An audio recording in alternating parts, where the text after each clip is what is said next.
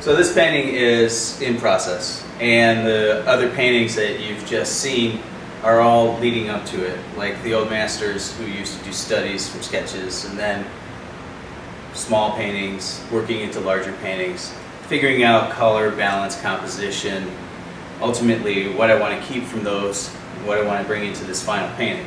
And that's really where I have to go with this as far as the treatise goes, is to explain what my thinking is and how that relates to original Cubism, because new Cubism is taking off where they left off and like kind of grabbing what's good from art history since then and hanging on to it. So I want to kind of capture what the masters used to do by going through a series of studies, developing a technique, and then spelling out that technique so other people can paint in that same style.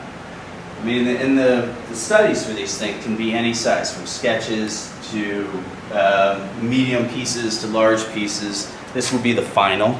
And this little guy is great just for composition and color, just to sort of get the layout, figure out how much of this is block and how much of this is wash.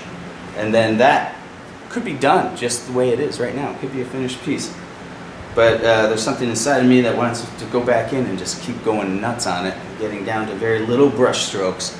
And starting with larger brush strokes and working down and getting into the more minute balances of color and washes. And this will have, I'm sure, by the time it's done, hundreds of layers of glaze on it.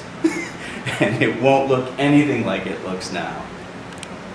In fact, I'm going to take you for a small tour on my phone. Don't go away. But I'm going to show you the process here. So that's all of the work from last night. Started with the very loose, just blocking in the shapes, and then now I started to add some more colors. More colors will go on today. There'll be the solid colors.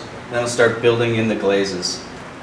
And from there, it'll just keep evolving until finally the balance of composition and color is completely conveying what I'm trying to get across, which is this far view of the city where I see all of the different parts of it. The buildings, I see the trees, I see the steam rising, and then just knowing what it's like to be downtown, walking through the streets and looking up the high-rise buildings with the large glass panes of windows and putting that all in one painting.